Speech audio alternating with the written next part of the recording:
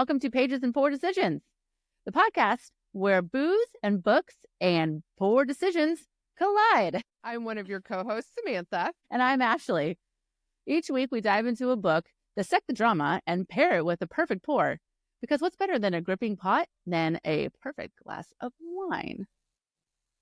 And this week, we're diving into the fiery world of Rebecca Yarros' Fourth Wing, the first book in the Empyrean series, a book with dragons, deadly training, enough sexual tension to set Basgiath War College, and fuego. And what pairs better with dragons than Girl and Dragon Malbec wine? It's from Argentina? Yes, it is. It's bold, it's intense, and it will leave you as breathless as Xaden Ryerson's smoldering glances.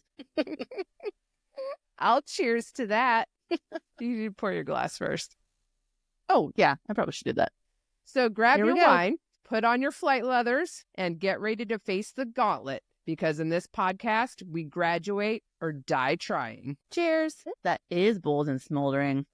Ooh, just like I think Xaden would taste like if he were wine and consumable. Smoky. Well, he's smoky.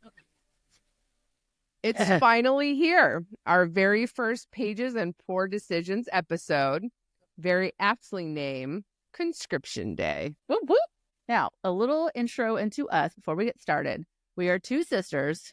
Can't you tell? We were from Kansas, of course, of all places. But one of us decided to move away, and one of us is still here in awesome Kansas City. I prefer sunshine and warm weather, so I'm hailing all the way from Phoenix, Arizona.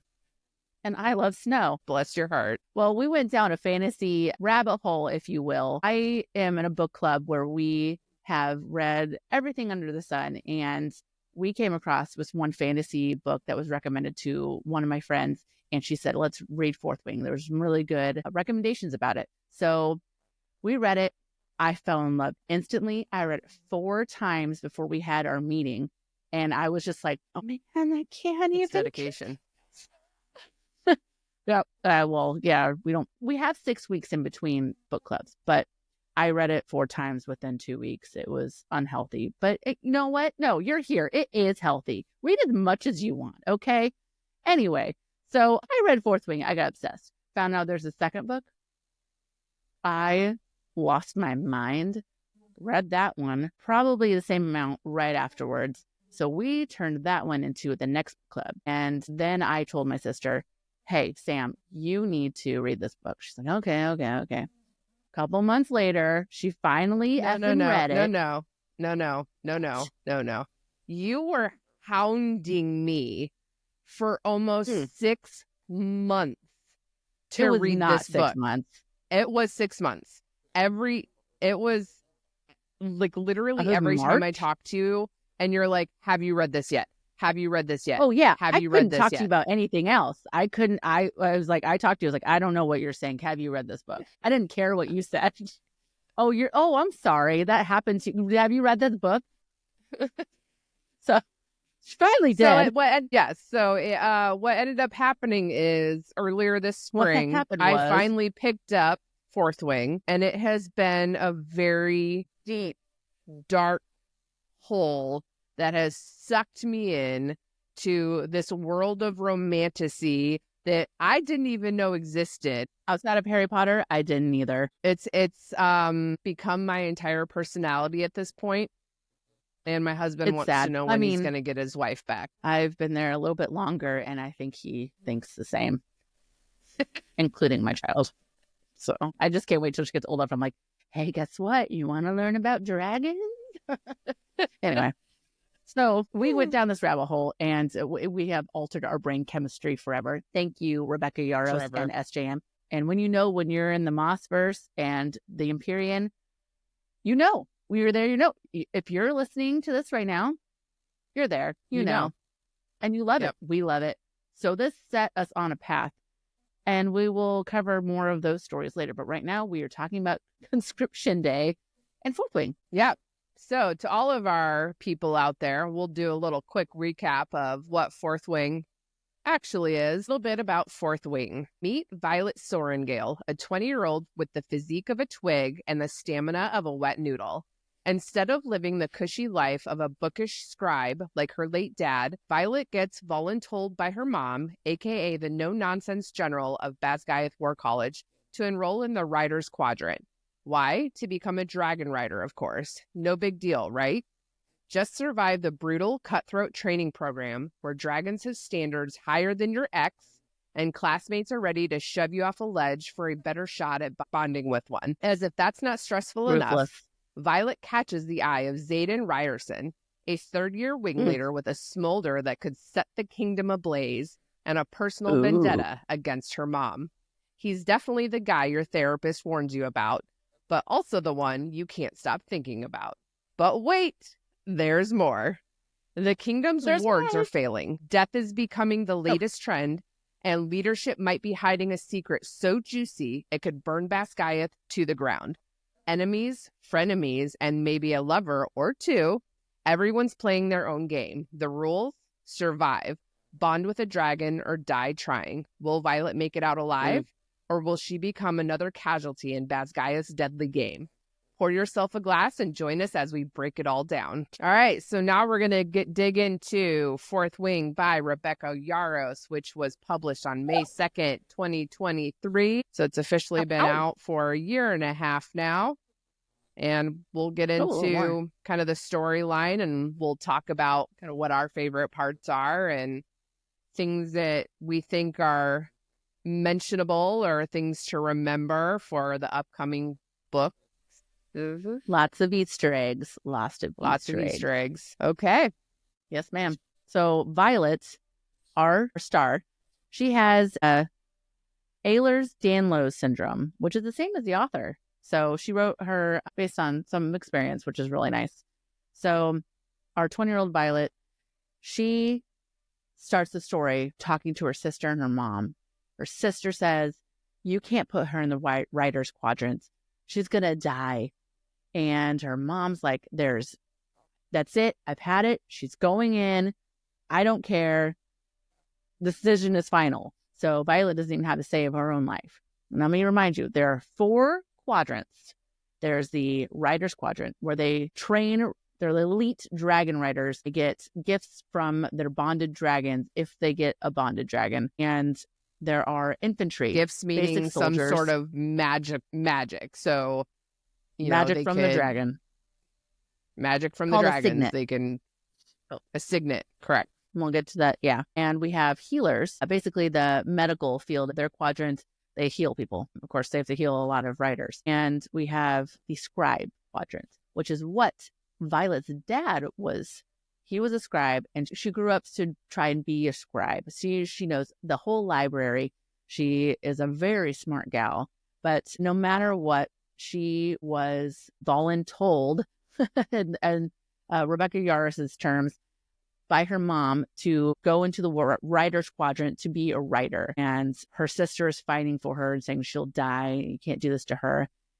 She gets her ready, gets her backpack, gives her different shoes, and she gave her a dragon scale vest to help her through this journey. And it saves her life more than once. So she tells her, hey, once you get to the parapet and you land safely on the other side, you need to seek out Dane, which is their childhood friend.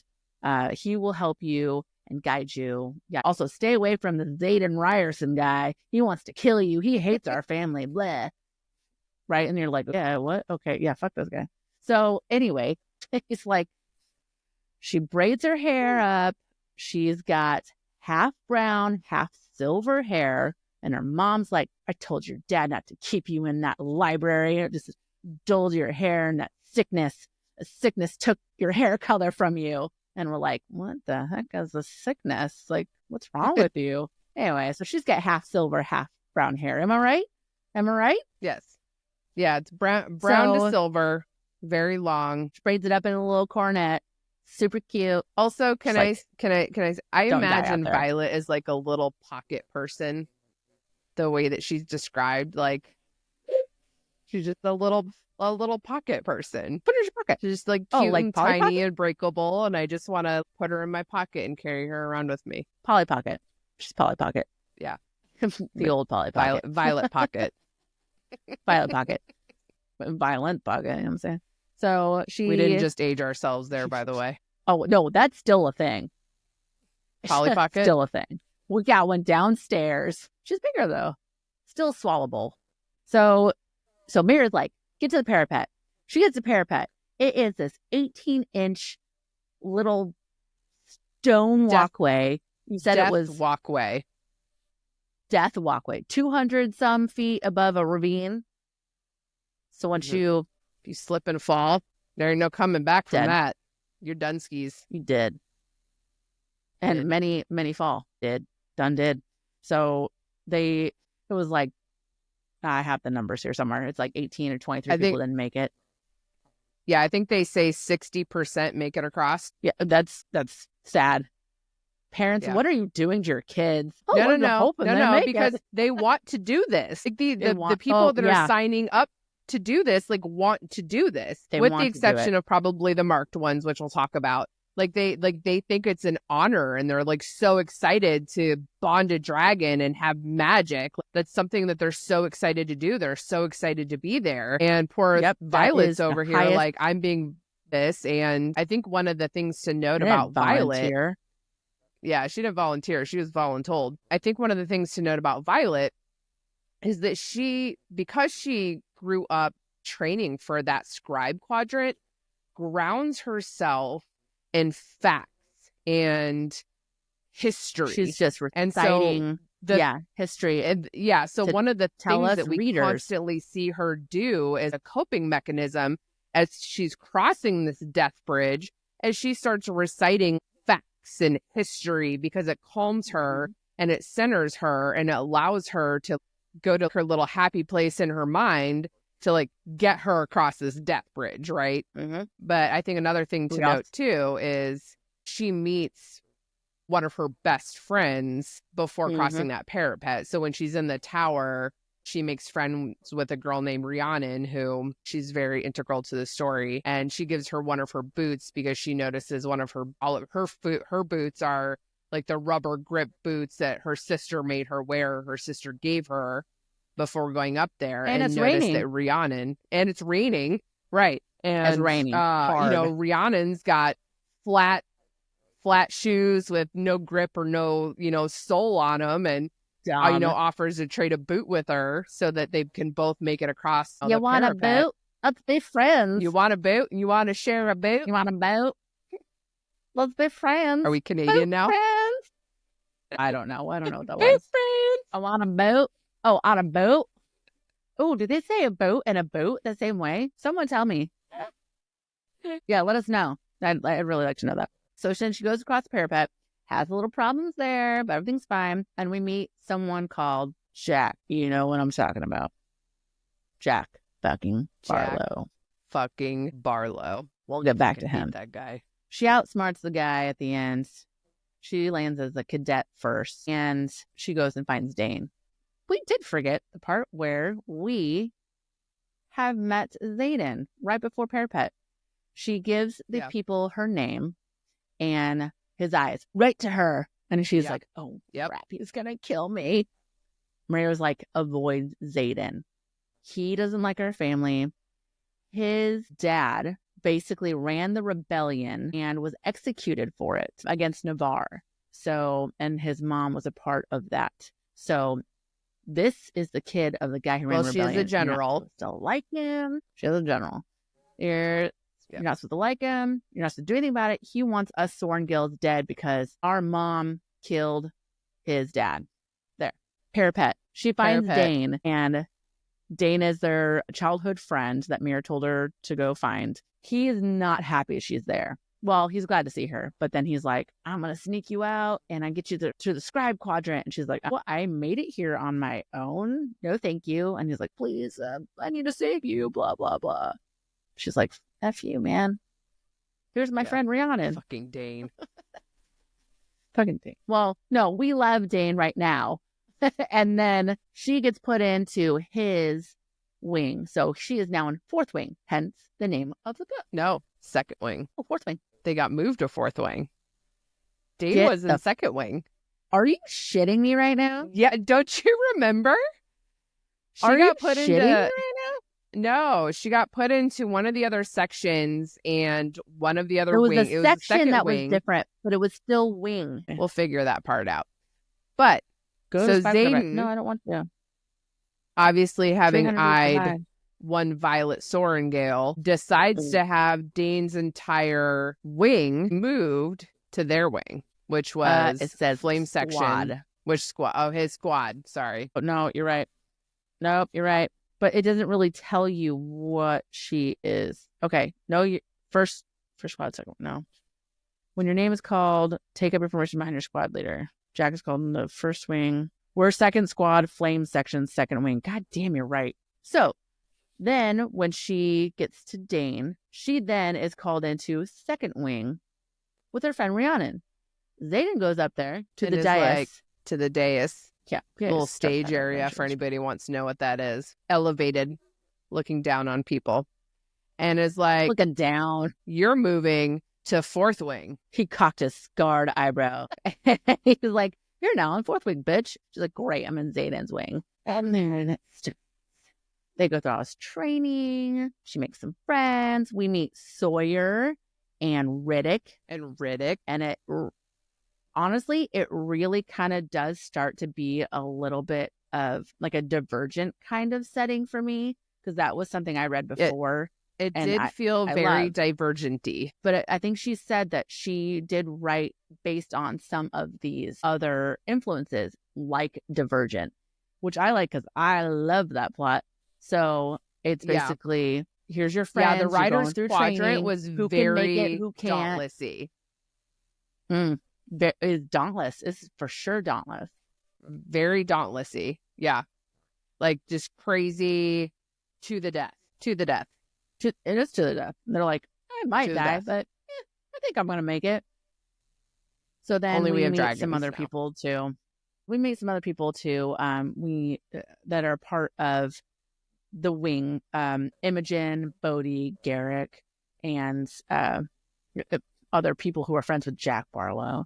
But anyway, so we're at Bezgaeth War College. This is where the cadets are training to be a dragon rider, but they haven't bonded or met any dragons yet. They're trying to learn the skills and go to school to meet a dragon to figure out how to approach them and bond one. So on this journey, she is figuring out what is her weakness, what is her strength, what can she do to stay alive to get to this point and avoid these other people who want to kill her because she's weak. So they're all lined up in their squads, their sections, and they're in their courtyard. And then all of a sudden they start hearing these wing beats come in, and then the dragons line up on the outside of the wall, and they're massive, they're giant. All these first year cadets are freaking out, and you run. What's going to happen? You die. They're going to light you up. The dragons are like, you're not worth it. You're weak. We're going to barbecue your ass. You're dead. Yeah, they have a barbecue. So we make it. Eat it. So. They don't get to eat it because they're probably just ash in the wind at this point. So we see Violet make it through her first day. She makes it to cadet. She survives conscription. She's looking out, for her well-being at this point because she thinks Xaden Ryerson's out to kill her. So, that night she goes to bed and lifts up her pillow and noticed that there's, a book there. And Mira had snuck in this book of Brennan. And Brennan was her older brother, and he wrote this handbook for Mira to get her through the Rider's Quadrant and the things that he learned while he was there, and, offering. And he's like 5 or 6 years. I think he's like 6 years older than her too. Right. So he's had that for a while. Right. He's had it for a while. Mira's had it for a while, because she's out of, the Rider's Quadrant. She's a lieutenant, and she leaves this for Violet and puts a note in there and saying, this helped me. Hopefully it will help you too. And this outlines some of the tactics we see Violet use to get her through surviving the Rider's Quadrant. And so some of the things that they have to do was to poison her opponents on the mat. So she's so good with her knowledge and, some herbology, if you will. She's got a scribe's brain. She's got a thing for herbology. Yeah, there you go. Poison him if I can't beat him. So she's out there like, oh, I'll pick some flowers. Here's some berries. Oh, because she signed up for kitchen duty. And because everyone's got to do something. You got to pull your weight. You can't just go to school there. So apparently it's free. I don't know. So she was like in the kitchen. She's like, fuck, that's my opponent today. But the thing is, the other deal that Brennan said in his journal was, if you know where to look, you'll know which opponent you're facing that day. So she figured out where the professors meet to talk about who is on the calendar that week to oppose each other on the sparring mat. And she's like, oh my, this person, I don't know if I can beat them, because she's small and fragile. So she's like, I'm going to use the lotus berries from blah, blah, blah. That'll make her all hallucinogenic, and then she'll beat her. But also she's very good with daggers. She is excellent at daggers. We all know Violet is excellent at daggers. Let me see it. She's excellent at daggers.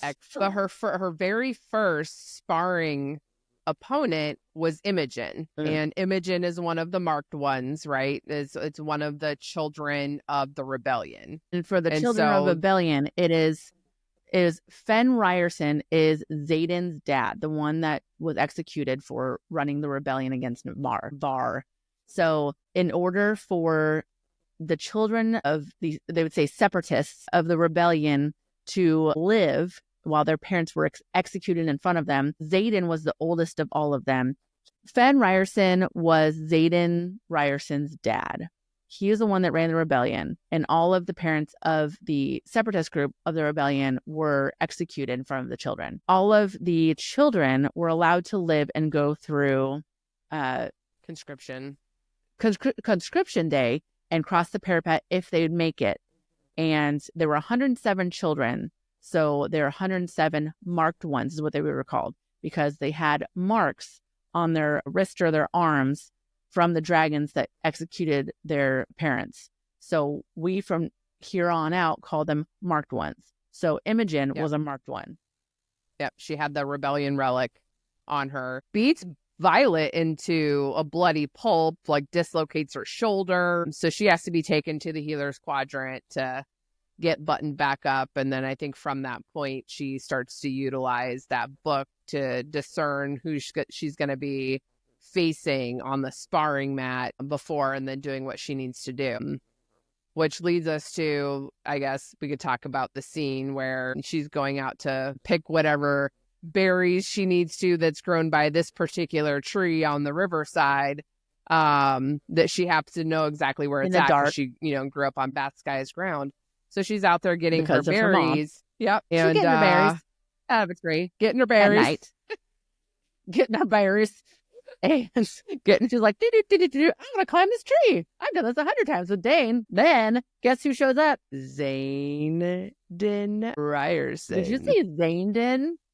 I'm sorry. Xaden. It's Zedaddy. Xaden shows up. This is what happens when you drink and try to podcast, folks. Don't drink and podcast. Well, or do. So Xaden shows up. Imogen comes right after him.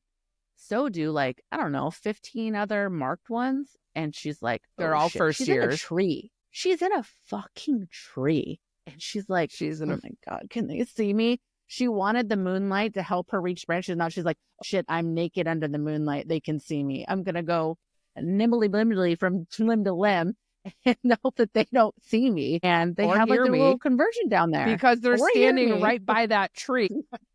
Right below me. That's how I feel it. Anyway, so they're having their little meeting, and we find out that marked ones, because of the rebellion, aren't allowed to assemble in 3 or more people in a group. It's just against the law. They probably don't want them to plan something or whatever. So she's like, oh, this is against the rules. I need to not be caught. And I want to also kind of hear what they're saying. God forbid if she sneezed. So they have their meeting. And it's really just Xaden coaching them, right? If you want to survive, these are the things that you have to do to survive. There was really nothing negative or wrong about that meeting, but just because they're the marked ones with the rebellion relics, it's against the law for them to do that. And Violet, being who she is and knowing all of the laws and everything, obviously recognizes that. Bribe. And they all start to leave. She thinks she's alone, comes down from the tree, and all of a sudden she's surrounded by shadows. Shadow Daddy. What? Guess who's fucking there? Xaden. And she's like, yeah. Are you going to kill me now? And he's like, I don't know. What did you hear? And then she might have thrown daggers at his head. And he's like, haha, you gotta do better than that. She's like, well, stop being so hot because I hate you. And he's like, I hate you too. He's like, dagger, get dagger. Back. Dagger, dagger. He's like, she was so astounded that his power, because he has already bonded a dragon, was to manipulate shadows, and his shadow caught a dagger right in the air. And she's like, what in the F? What? She's like, I'm going to die. And he was like, well, here's your dagger back. No, he was like, neat, you're not going to kill me with your daggers. Ooh. With flirty. Daggers. So this is part of like that. You see kind of like that slow build or the slow burn start to happen between one Violet and Xaden Ryerson. Mm-hmm. Then we just go into more training. They've got to do things like the gauntlet. Wait, we didn't talk about the one part when they were leaving the field and she's like, you're not going to rat me out for being out after dark or something? He's like, well, you better head back or I'll tell your wing leader that you're out after dark. She's like, well, you're my wing leader. And he just like walked away. Like, yeah, this doesn't give a shit. Why? But also, what was he doing? For sure. Doing something illegal. So he was like, I owe you one. I owe you one. I owe you one. And she's like, I owe you one. You owe me one. No, he said, I owe you one. And she's like, okay. And then they get back to training and shit. So as they're continuing to do like their training and going to classes, she's hanging out with Dane because that's her best friend. They grew up together. That is her best friend. And you kind of see this. I think she's more vocal about it, but she has this attraction to Dane. You know, he's described as being very gorgeous, boyish good looks, and you know, but they're discouraged from fraternizing. Yeah, they're discouraged from fraternizing between the different years. And Dane is like a big rule follower. He doesn't want to do anything that breaks the rules. He loves rules. Oh, he loves them so much. He loves those rules. Man, he's like, he holds up a ruler and he's like, he loves rules. He follows it to a T and was like, yep, you can't do that. It's against the rules. Where's my ruler? It's against the rules. Yeah. So Violet would have scrapped the rules and climbed him like a tree. Dane's too busy trying to figure out how to get her out of the Rider's Quadrant. And she's getting more. Yeah. She's getting more and more frustrated with him because week after week, month after month, even though she's poisoning her opponents on the sparring mat, she's getting through sparring. She's getting through classes, and she's like, no, like I deserve to be here. And Dane's like, do you know how many let other me just people sneak have you died out and really I'm still quick. Here? Yeah, right. Let me just sneak you out really quick to the scribe quadrant. They'll still take you. I talked to Professor Markham. They'll still take you. How dare you go and around she's me? Like, how dare you? Like, how? Like, why can you not believe in me? You're my best friend. So we get to, back to sparring, and then all of a sudden, I think Xaden realizes that Violet's been poisoning her opponents, and so he takes her to the mat. Takes her to the mat. Okay, calm down. Takes her and starts disarming because her. One of her opponents actually got sick too early, and she's like, shit, I didn't time that too early. Right. And so there was no one else to go to the mat with her, and she's like, I'll fucking do it. She's like, shit, I'm gonna die right now. Oh my god, he hates me. I'm gonna die. And my mom and everyone. I'm gonna die. I'm dying today, right now, on this mat. I will not. And die so today. he disarms her. Like, I think she had 12 or 13 daggers on her, and he pulls them off one by one, throwing them across the mat, and eventually has her pinned on the ground. Oh. And she's like, and this is too hot, and also he hates me. He's hot and he wants to kill me. Damn it. He's hot. My feelings. My traitor's body. Yeah. I I'll take and that. And then he uses it as like a teaching moment and is like, if you're going to stab me, you stab me here where it's weak. Right as here. He grabs her hand, give me your hand, laces his fingers through it, and she's like, "Ooh, that's hot." And also, I was trying to avoid deathly blows. Yeah, he might not be, but we did find out later. So, yeah, that's exactly what happens. And then he gets up, he's like, Dane, or squad leader, she could do a little less coddling and a little bit more instructing, like some shit like that. I don't know. Is that about right? That was almost exactly it. Yeah. I only read it like a few dozen times. Authoritarian. And he's like, I was going to kill you. No, me too. And Rhiannon's like, holy shit, how'd you not die? And then they all laugh afterwards. The end. Just kidding. And then the end. No, not the end. Okay.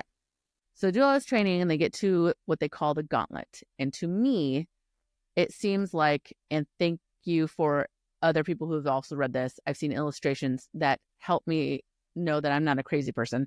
The gauntlet is what I perceive to be the American Ninja Warrior of Basgiath.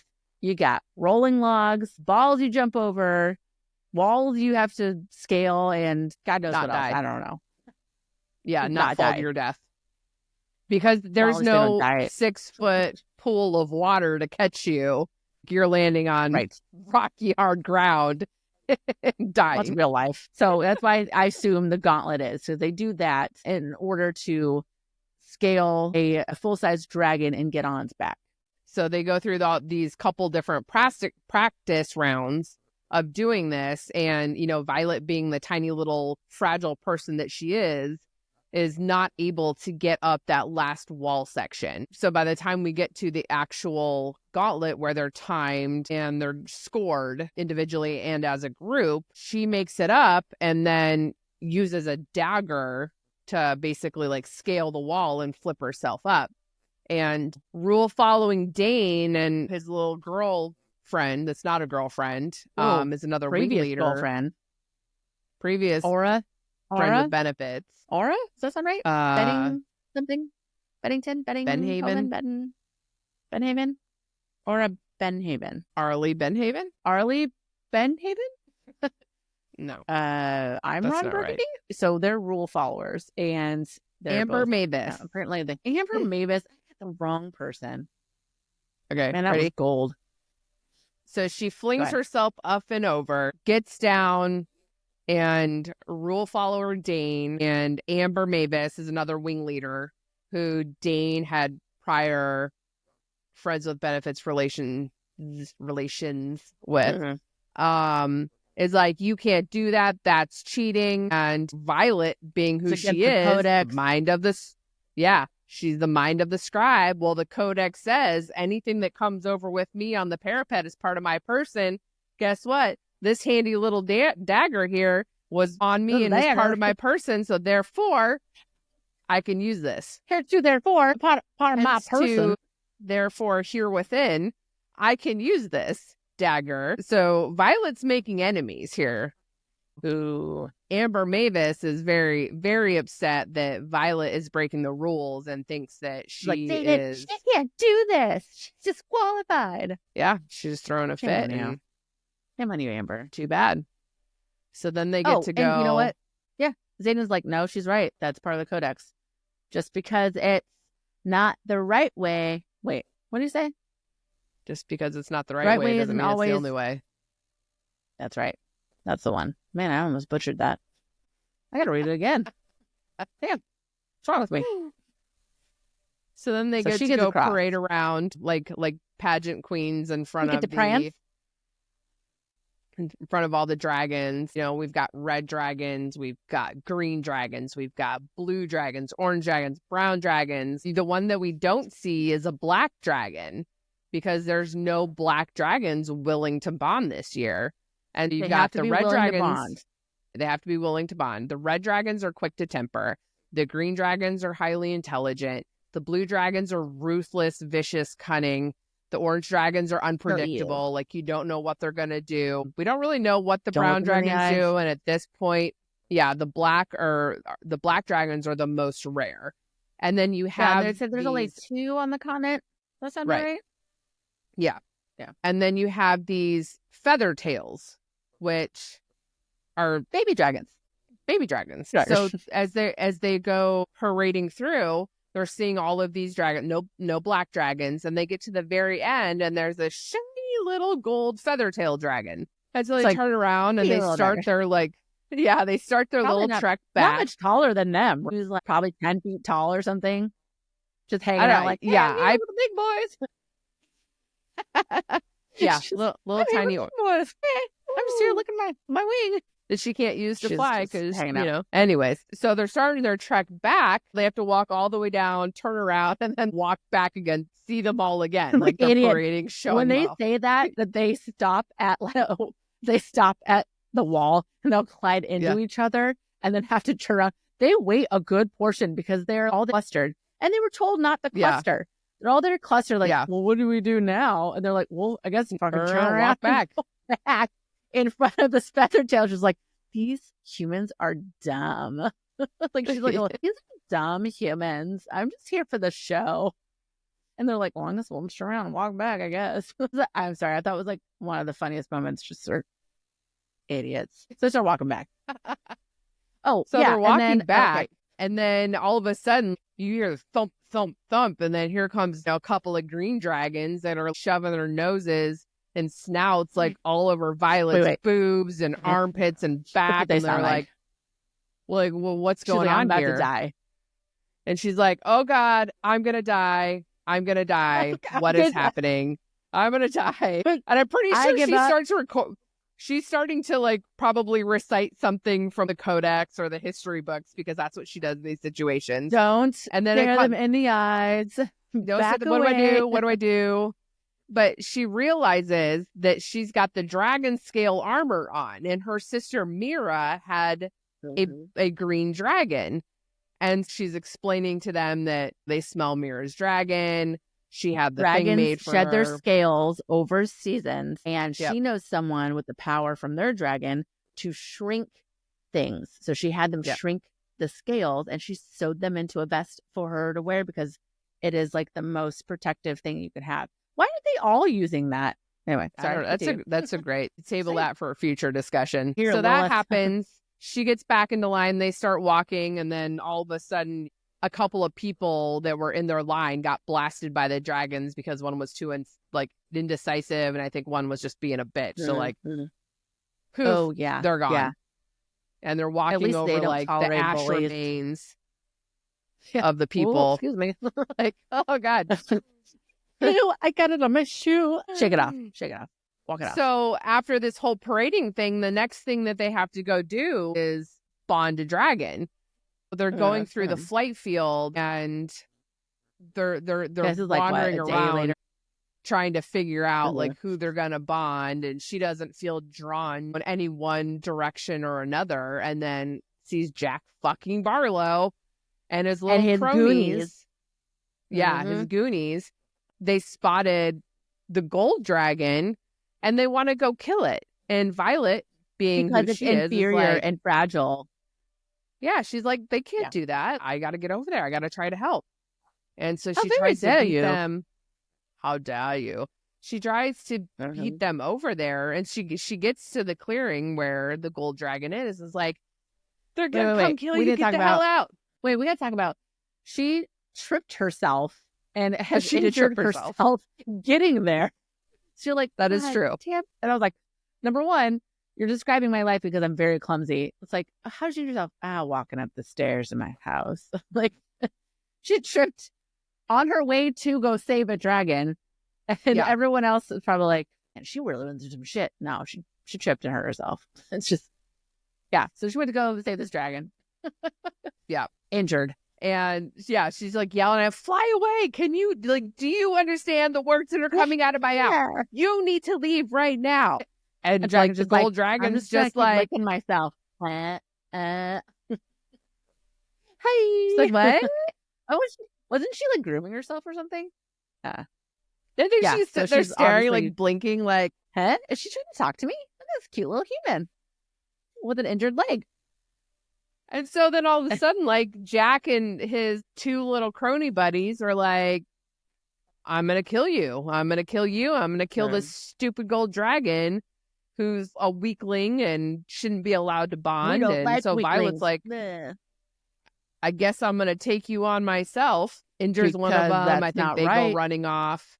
Yeah. One of them dies. And then, like, I think she definitely injured all three of them, but like she got Jack in the shoulder, and he just ran away. He was like a coward. He's like, finish her, my arm, and then left. And she's like, what a coward. And then this other guy, what was his name?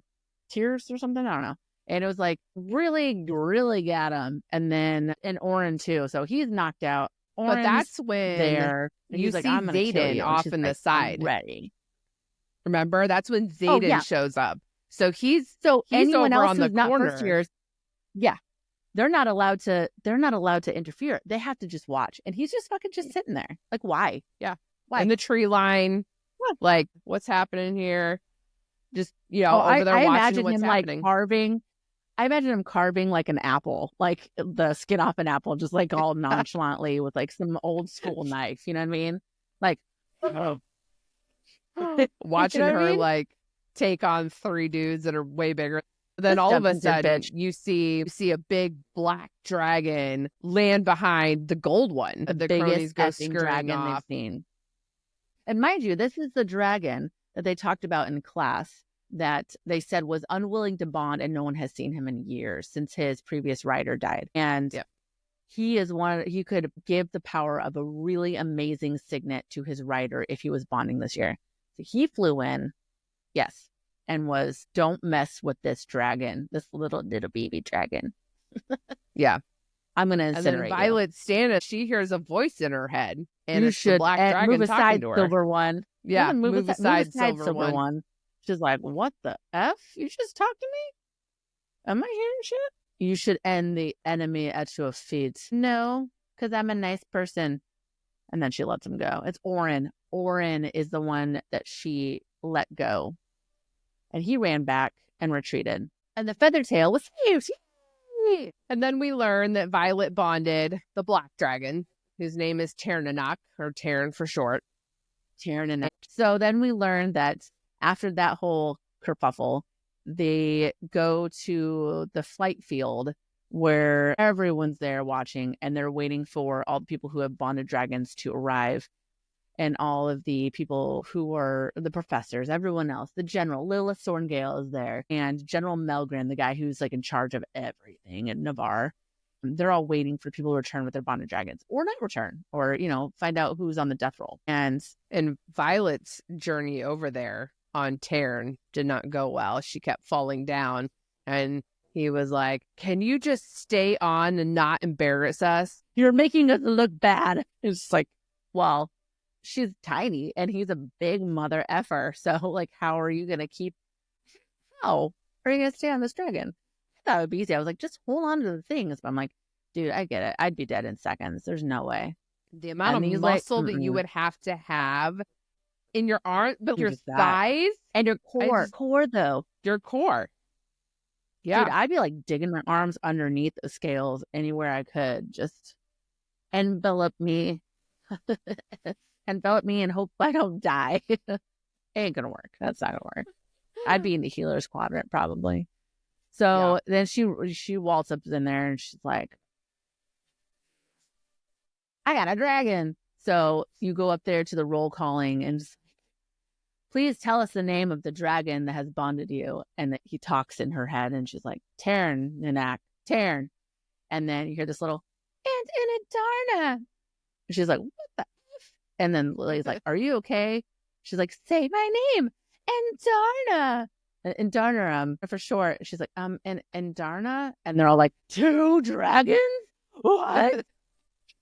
Like they all lose their mind. I did too, but I was I'm here for it. Anyway, she bonds 2 dragons. Her mom doesn't give an F. She just looks at her like, oh, big deal. Okay, mom. Yeah.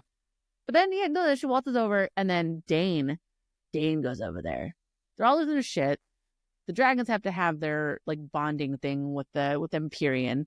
the Empyrean are talking it over, if that's legal or not. But yet it doesn't matter to humans. To mere humans, the dragons are the ones that decide. But they're all talking it over, right? And Dane's like, you're going to have to give up one. You need to choose the small one. You can't choose Taryn. You have to choose Andarna. And she's like, I'm not going to choose.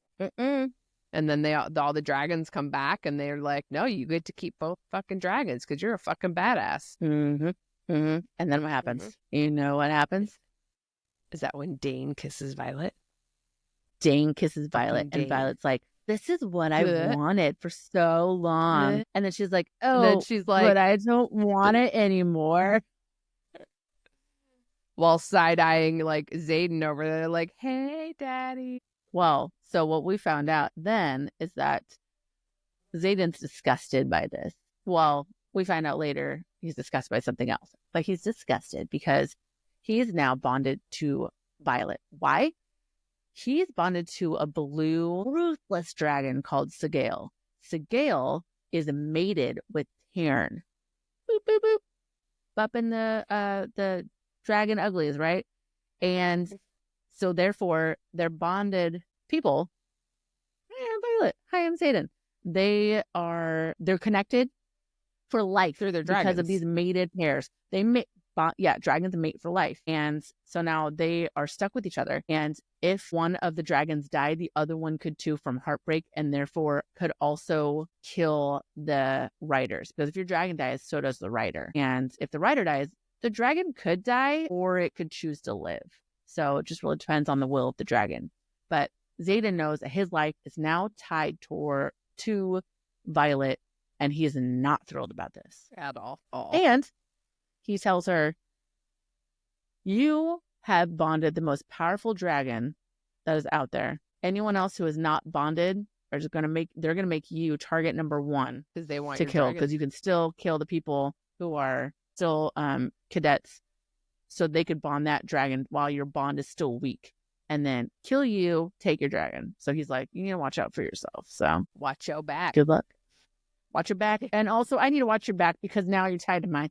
And I might die too. Once a rider has bonded a dragon, after some time, they can start channeling that power that the dragon chooses to give them. And that's when their signets start to manifest. Now that they've got dragons, they're doing, their flight maneuvers is now a class that they have to do. They're still doing their sparring. They're still doing their classes that they have to go to. And over time, you start to see these riders manifest their different signets. So Rhiannon is able to summon things. If there's a pen sitting over there on the table, she can summon it to her. Riddick can wield ice. Some of the other ones we still don't know yet, like what they're doing. And so you start to see all of these signets start to manifest. And one of the things they say is if you wait too long, you could implode yourself. Like you're going to blow yourself up if it waits too long. And so during this time, there's this kid that manifests, and then all of a sudden he's looking at people and is reading their thoughts. And so he's an intrinsics. Yeah. And that is illegal. You can't be an intrinsic. Like if they find out you're an intrinsic, you can have immediately secrets dead. Of war and shit. Yeah. You're dead. So poor Jeremiah got he's gone. Violet's super freaked out now. She's like, oh my God, I haven't manifested. They just killed this kid. Like, what's going to happen? And then all of a sudden, I'm not going to make it. So I'm like, she make it anymore. And part of the thing is like the dragon has to feel like you're ready. What happens after the bonding? Oh, okay. People are still trying to kill her because they want her dragons. Well, Taryn is the big black dragon that is amazing. They want him. Your power is supposed to manifest in it's something that has to do with what you are in your core. Is that right? So yeah, it's like who you are at your core. So if we think about Violet, right, she's this fragile, like weak person who relies on truth. She relies on information. So I think with her being as like physically weak, she manifests this signet that is extremely we find out powerful. It's very powerful. It is a lightning wielder.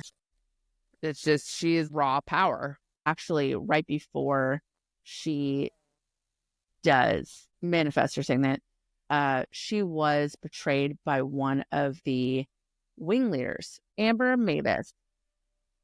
And she actually was the one that unlocked her room and lets all these other unbonded cadets come in and try to kill Violet in her sleep.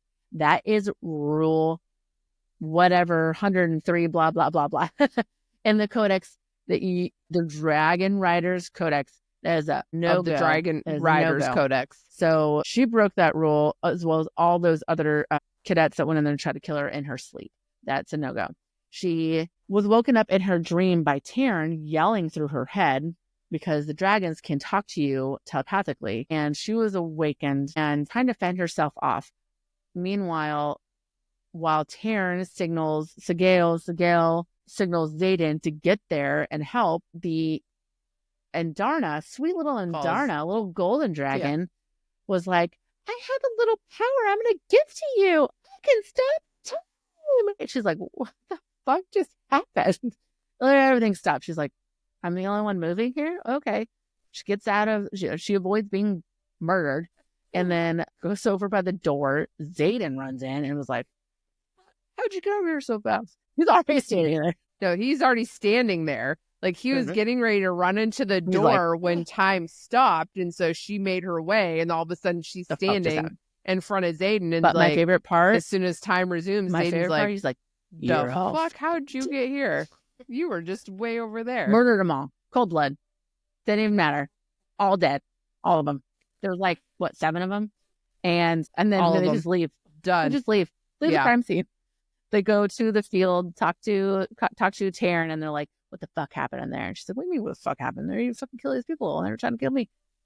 It's the time stopping. That's why she's like, I can do that for a very small period of time. It takes all forever. She's passed out after that, and I would too. And so now they have a secret. And he gets his little Goonies, Bodhi and Garrick, other marked ones, to go in and clean up get rid of the bodies, if you will. I mean, no one really questions it. No one heard anything, apparently. It's very odd. This college is very weird.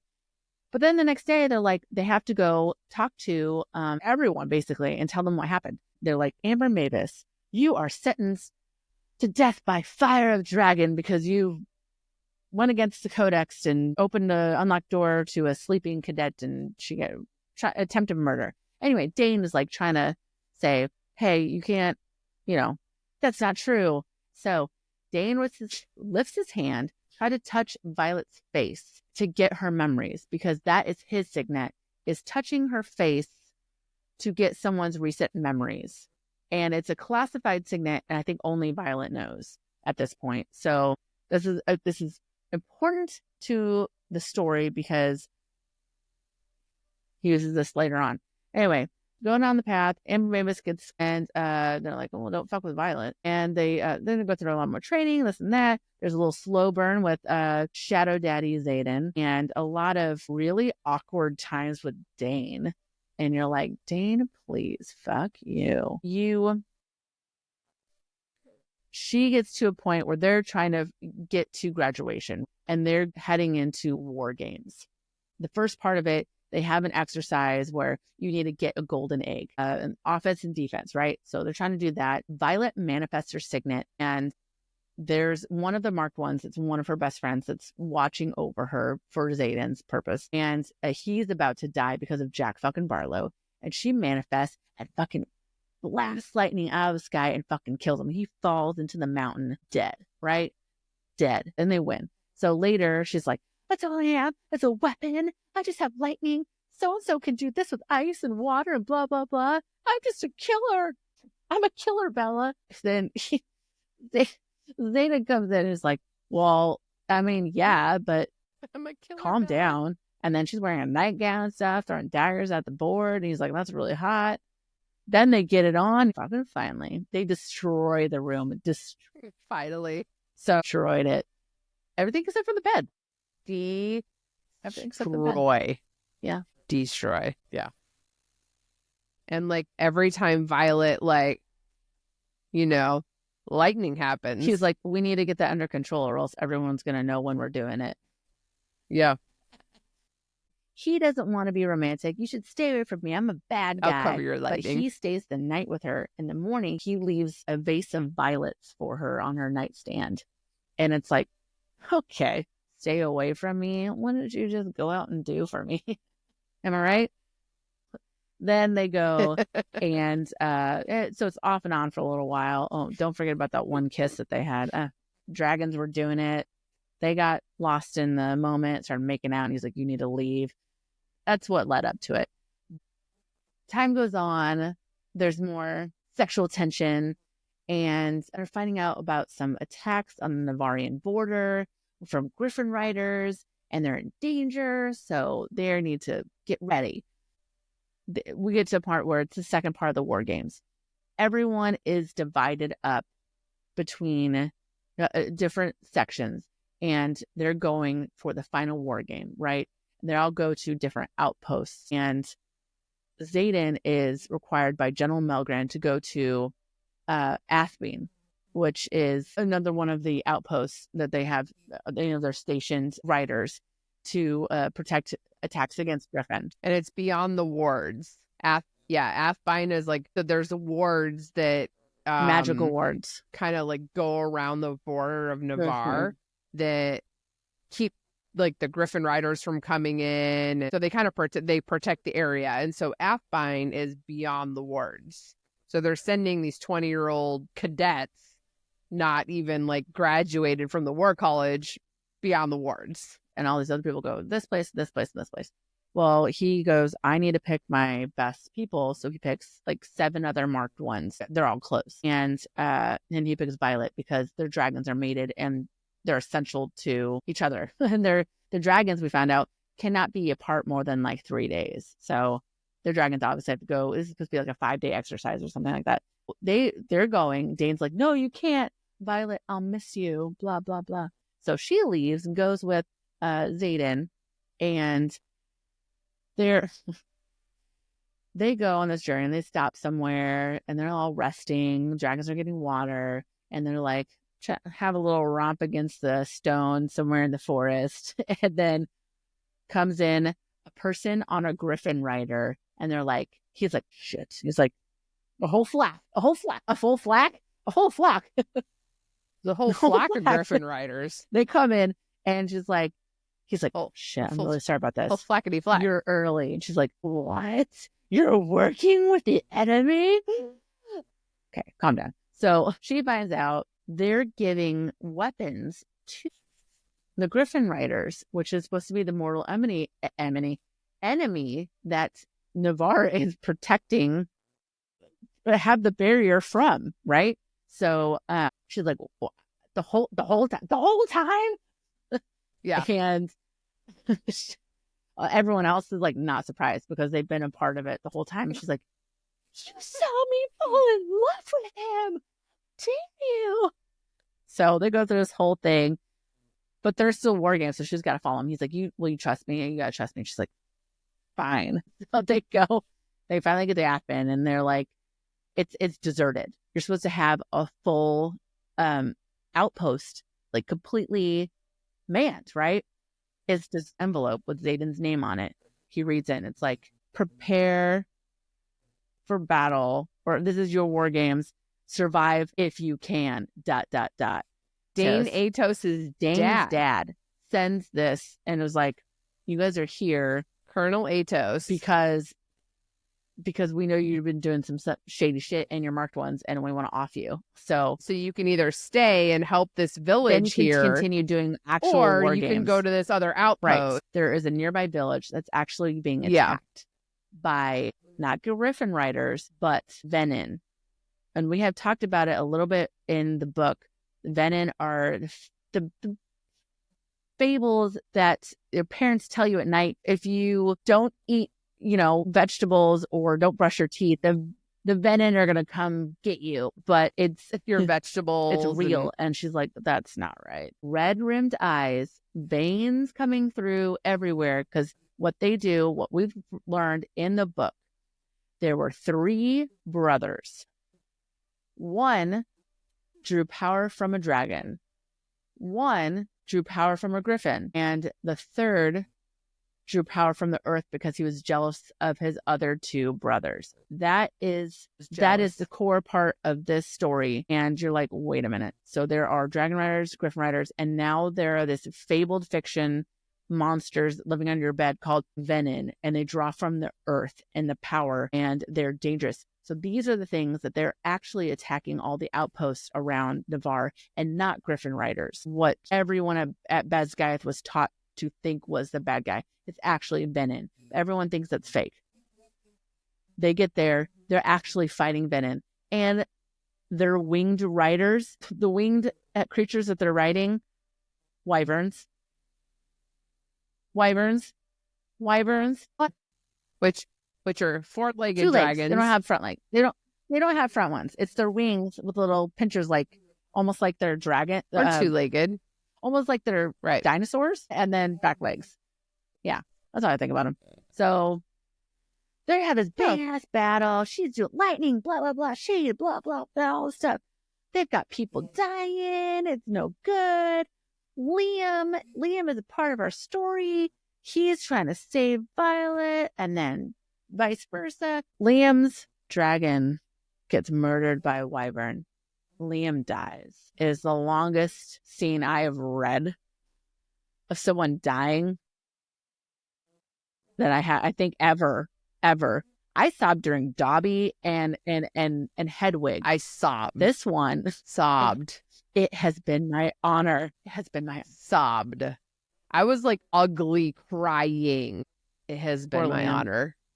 Oh my God. That. Sobbing, ugly crying. It was not good. To finish up the story, he did not deserve that. Violet is so enraged by the death of her friend. She brings lightning down like a wave of 1,000 storms. And Darna flies in and was like, "You can use my gift." So she stopped time, and Violet's like, "I'm going to take this lightning, put it down here, pull it down here, and kills like the main bad venin guy, and then all the wyverns fall dead to the ground.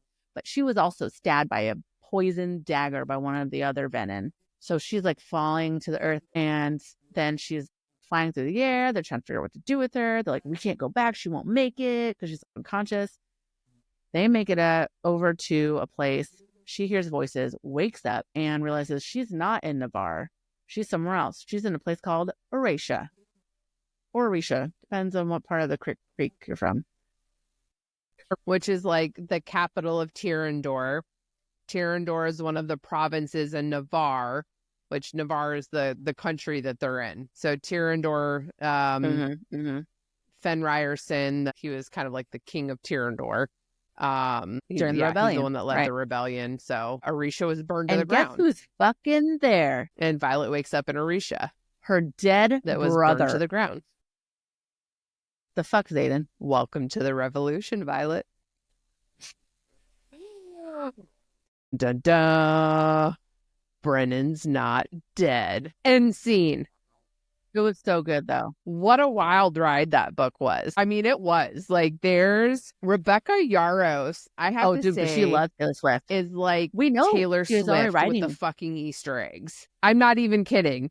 Like, I'm over here clowning for, like, when Reputation's going to come out. And then I'm over here, like, reading Fourth Wing and Iron Flame. And I'm like, what's going to happen? So I think we need to talk about some of the major things worth talking about from Fourth Wing. So I think one of the big things is, and I think I said this at the beginning, Violet, the way that she copes and who she is as a person, she grounds herself and centers herself knowledge. in facts, logic, history. That's how she gets through things. She needs knowledge. And then she just got smacked upside the head at the end of this, realizing Xaden has betrayed her because this relationship with the Griffin Flyers, who she was raised her entire life to think as are the mortal enemy. Right? So we've got that aspect of it. How does this play into Iron Flame, which we'll talk about on the next episode? I think, the other thing we need to talk about that I find important is Violet's hair, right? She's got, they talk about her having like the brown, and then it just kind of like fades into silver. And like, You could probably go pay to have your hair done like that, but like hers is naturally like that, whether she cuts it or not. Yeah, it's like that's what she has. And we learn in the book that Lilith Sorrengail was sick when she was pregnant with Violet. What sickness did she have? And at the beginning of the book, like Lilith makes the mention of, you know, you're pale. Like, yeah, like your father kept you in the library too much, and that sickness stole the coloring from you. At the end of the book, when they're fighting the venom are feeding off the ground. They're draining the ground. So the ground goes from green to like something, dead. It's like I think it goes to like gray or beige or whatever the color is. Well, the next talking point we have is we mentioned earlier Xaden's dad. His name is Fen Ryerson. He's the one that ran the rebellion from Tyrrendor that is against Navarre. So they didn't like the way things were running. They're trying to reestablish a whole new world. Like they're hiding things from us, yada, yada. And they're trying to break apart from what Besgite and Navarre is altogether. And as an act of treason, the king, and along with everyone else in charge there, General Melgren, you have General Lilith Sorrengail, Violet's mom, executed all of the leaders of the rebellion, which included the parents of all of these children, the marked ones that went to school. So the kids watched their parents get executed in front of them from dragon fire. These kids have marks on them, hence the marked ones, and there's 107 of them. And so 107 of them were allowed to go through the Riders Quadrant instead of getting executed themselves for their parents' crimes. And his burden with the general for all 107, that falls on Xaden. Xaden has said, after Violet has asked numerous times, that he was responsible for all 107 kids because he's the one that made that deal to get them to the Riders Quadrant. Instead of having the certainty of death, they had the chance at death in life. So, and I think they all made it. Is that right? I don't think he said any one of them actually died crossing the parapet. Yeah, they're very looked down upon, especially at the rebellion. Yeah, they were all party. Looked down upon. None of them were there because, why would you be there to celebrate the death of your parents? Like, so tragic. Yeah. Part of the war, we learn that Taryn's previous rider, Eowyn, died with, what we thought Brennan, died during the war, right? What we learn is that Eowyn died he tried to save Brennan. Well, he tried to, he was a mender, but he tried to channel all of his power from his dragon to revive Eowyn. Yeah. And even one of the professors was like, no one has that type of power to revive a person, to resuscitate a dead person. Eowyn was trying to save Brennan. So Taryn's previous rider, Eowyn, that we learn, Taryn doesn't like to talk about his previous rider, but we think there might have been some sort of partnership between Eowyn and Brennan, that they were possibly partners. But what we thought Brennan being killed during the war, he was shot in the chest by Fen Ryerson. Oh, because of his signet. Eowyn tried to resurrect him. He was a siphon. Like, tried to heal him. That's right. Right, because of his signet. He was a siphon. So he was able to take powers from other people or other things. Oh, because he burnt out. If you draw too much power from your dragon, I don't think you can burn out and die. So that's what happened. He tried to revive Brennan. So we're like, okay, they're both dead. You can burn out and die.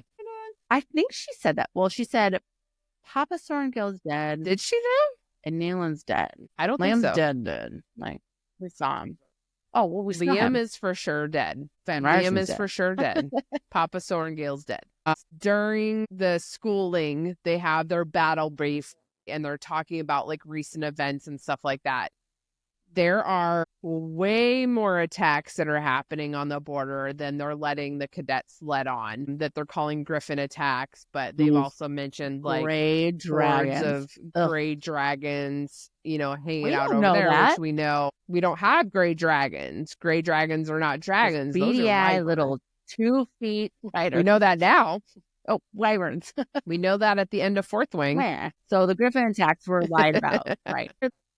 So everyone at the school is being lied to on what's really happening out there. And, that was the whole point of, the rebellion was that they knew bring the information to light. The attacks out there. They knew the venom. They knew the wyverns were out there. And, the leadership of Navarre wanted to hide it from all of the citizens. Mm-hmm. But the leadership of Tyrrendor were like, no, like we need to prepare everybody to let everybody know, like this threat is out here. And, they were all killed for it. What a waste. Killing all those people you could have used. What a waste. And Papa Sorrengail, left this Fables of the Baron book for Violet that talks about the use of too much magic, and she just thought it was all stories and stuff like that. But I think that he left that to her as kind of like a guidebook. Well, he had that secret letter, like, not only in the back. This is like fiction, but also fact. And there was the secret letter in there that it's, folklore is passed from one generation to the next that teaches about our past, and it only takes one desperate generation to change history, even erase it. So that right there, like, we know Navarre has gone in and like completely erased history, rewritten it, and is like, no, this is what happened. And so this goes back to poor little Violet, whose like reliance is history, now realizing the shit that she learned may not be real. And she's got to figure out like, okay, like, so what is real? I have this like Fables of the Baron from my dad. Right. Oh, is that Resson? Resson is the town that they were trying to save that were being attacked by Venom. So at Resson, she's like, oh my gosh, this is real. And she's like, well, at least there aren't any wyvern. They're like, really? Wyvern are real? And she's like, well, if Venom are real, it also said something about wyvern. Like, there they are showing up. She's like, oh shit, there's like 100 wyvern. And they're like, oh shit, we're dead. So yeah. And then now Violet's got to deal with the fact that she was betrayed by her best friend Dane Atos. That's how they figured it out. Because every time he touched her face, that's how they figured it out. Yeah, like every time he touched her face, he was stealing recent memories. That's how they got because Xaden told her, was because he mentioned something that he saw in her memories, and he tells something that Xaden had mentioned. Papa Atos, and he told Colonel Atos, Daddy Atos, and that's why Daddy Atos sent them there to die.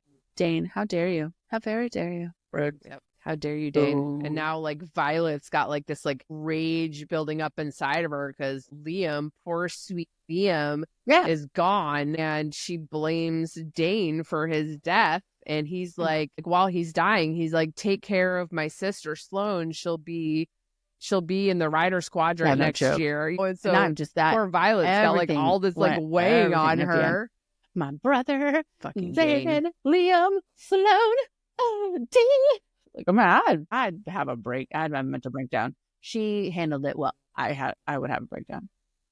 I'd shatter some shit. And so one of the things they brought up with like the tales of or the Fables of the Baron and seeing the venom was that they have like the red dyes and like the distending veins and stuff like that. Think back to, if you go back and reread Fourth Wing, there was a scene in which Violet is sparring with Jack Barlow, like pushing power in her, and she's feeling like this like power come through her, and notices that Jack has like red rings around his eyes. So like, is Jack Venom?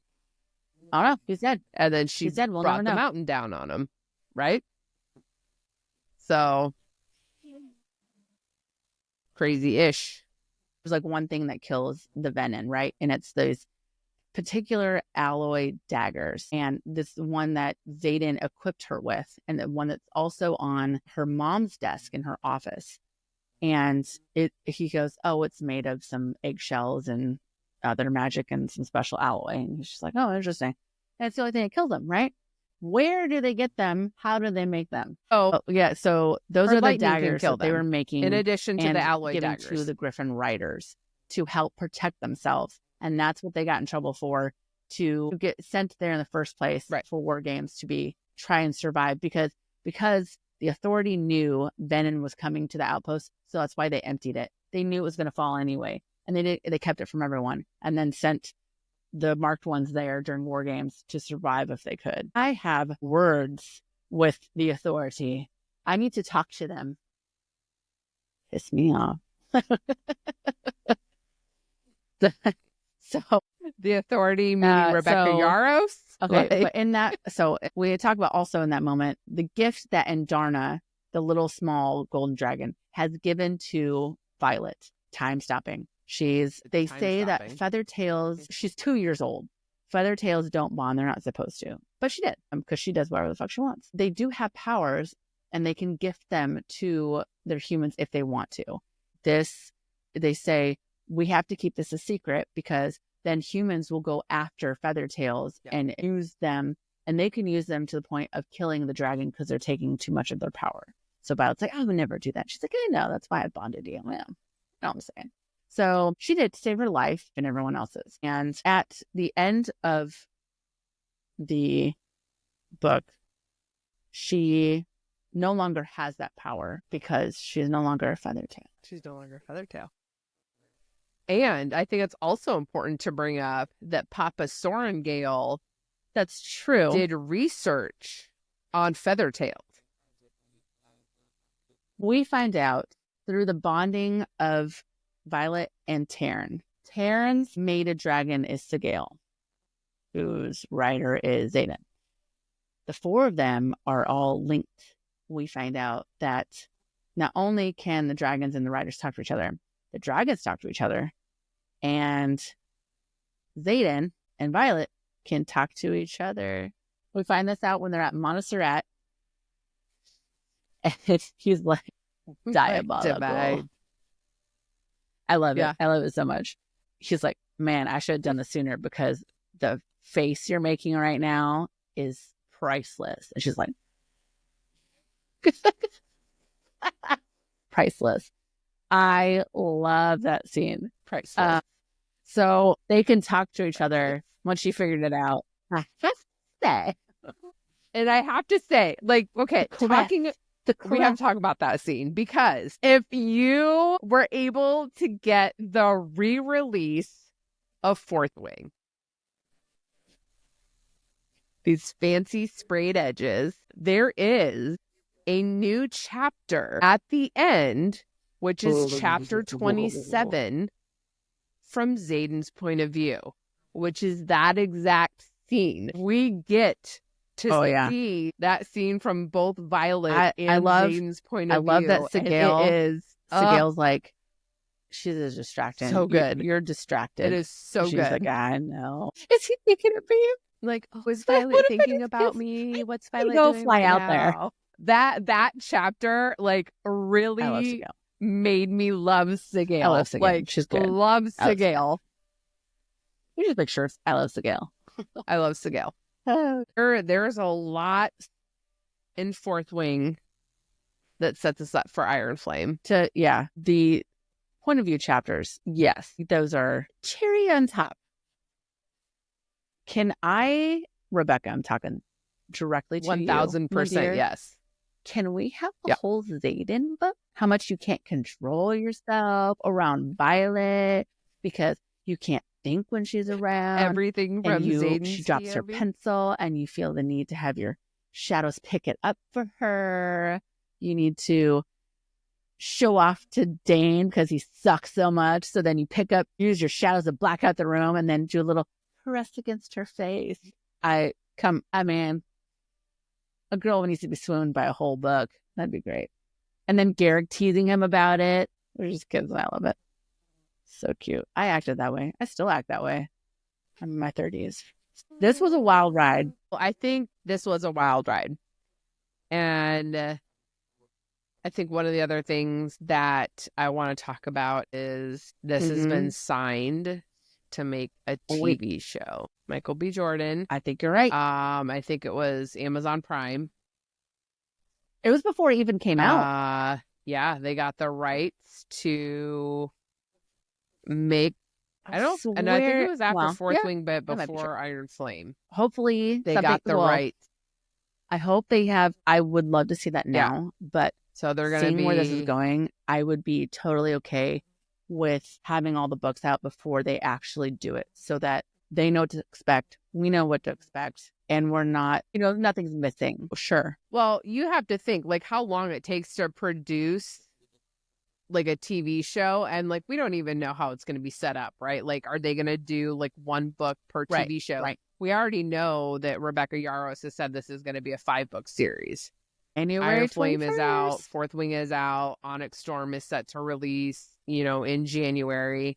Mine actually was updated to I'm not going to be arrive working the that day. I don't know if anybody else is. But that's okay. That's okay. Yeah. So I think that by the time they get like the casting and like all of that stuff figured out, right, that it's going to be probably 25 or 26 before we even see anything. At least. For TV, at least, right? And then by that time, hopefully by 2026, we've got book number 4. 2027, we have book number 5. So she wanted a break because of health reasons. Like, she was fried. And I totally get it. We want the best Rebecca. We don't need it fast. We need the best Rebecca. We need her to be on her game, healthy, and when she's ready to do it. And if I have to wait, then I'll just keep fan casting, rereading it 37 times and a lot of fan casting. I think of my personal, like, I see, like, we're part of like the part of a lot groups of them online, like the Iron Flame and Fourth Wing therapy groups on Facebook, and you follow this stuff on TikTok and Instagram with like fan casting and like the AI artwork. At this point, I think AI should just play everybody, because like that's like, when I see the AI images, I'm like, oh, we're spoiled. Is perfect. We're like, but I think that, like 100%. 100%. They should find no-name people to do this. No-name people. Like, I don't want to see anybody while I love Henry Cavill, I don't want to see him play any character in this. I think I know he's old. I get it, but like you've seen the memes, or it's like my perfect fan casting is like Henry Cavill on every face. Like, yes, I would love that, but no. Like, no, I want to see nobody that I have ever heard before. Like, we don't know who they are. That's what I really, That's who needs to do this. Agreed. And I think that's something that, like, a lot Rebecca of Yarros put in there. A lot of famous movies and shows do now too. Like the previous trilogy of Star Wars, they went for no-name people. That helps because everyone has stuff set in their head and expectations. That's the way to go. Get new up-and-comers. And I'm glad, like, Rebecca even put out there, like, I'm not going to tell you who I picture in my head as this character, because I don't want it to influence who you think it should be. She's so, like, I hurt you. Thank you, Rebecca. I appreciate you for doing that. Hurt you. Just quit breaking our hearts. Yeah. You know what? I'm here for it. If they all die at the end, I'm totally fine. I'm cool with it. Please. They have a pact. No, Romeo and Juliet. No, people are going to die though. I think a lot of people are going to die. He's our. I'm just saying. She wants to break our hearts. She wants to break our souls. Oh. I think Riddick. She wants us to make us feel things. Yeah. You know what? Hold on. It can't be awful. Like, she already ripped Liam It's from gotta us. Be a girl. Guy, girl. Gotta be someone. Ooh, her sister. No, I think the three of them have to stick together because it's the three siblings. I think it's kind of like the three brothers, but they're all writers. But I think there's something there. Oh, can we also talk about how we think maybe like Bodhi could be Xaden's brother? Every time she's like, oh, he looks so much like him. I had to do a double take. I'm like, wait, who is that? Oh, they didn't say anything about Mama Ryerson. She left when they're she was cousins. like 10. Wait, I don't know anything about her. No, I think Bodhi's his cousin. I don't know. Just say. I don't think it's anything more than that. Something there. I don't think it's I really think Bodhi's his cousin. Fair. I don't think that's fair. He's related. We have a lot of fan casting, a lot of stuff that was really good stuff that people have posted online. I love it all. We're excited to see what Rebecca has in store for us. We're excited to see what Amazon has in store for us. And again, we had a really fun time reading this. We had a blast. I hope you had a blast. We're here for all of it. Thank you for diving into this with us. We're really excited to do the next episode with Iron Flame and get into more of the nitty-gritty Easter eggs from the first book and try to figure out where the heck Rebecca's going for Onyx Storm. And again, Girl and Dragon wine. Delicious. Yeah, you never know. And if you have Girl and Dragon wine, yeah. If you have any thoughts, if you have any Easter eggs that we may not have discussed and you want to share them with us, make sure you tag us at Pages and Poor Decisions. Well, thank you for going on this wild ride with us. Have a lovely evening. We are Samantha and Ashley. Pages and Poor Decisions. And go read a fucking book.